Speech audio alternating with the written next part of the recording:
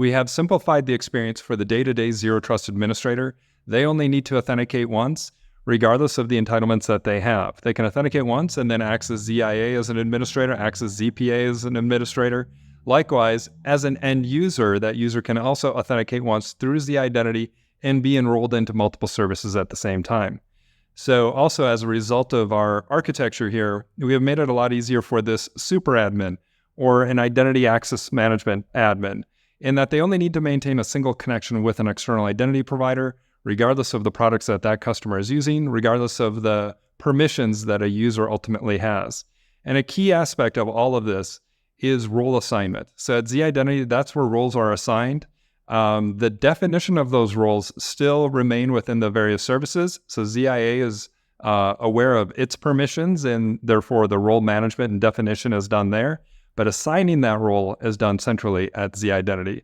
This provides a single pane of glass for all users so that you can see for this given user, what are their entitlements or permissions across all Zscaler products, again, as an administrator or potentially as an end user as well. And just to emphasize that point a little bit further, a user is just a user.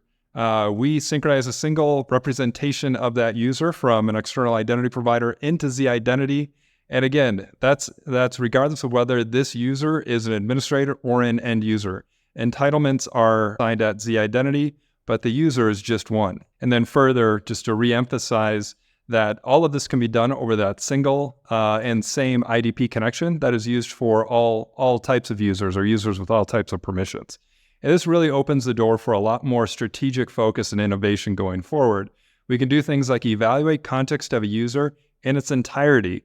When this user was acting as an end user, what types of actions did they take? When they acted as an administrator, what types of actions did they take?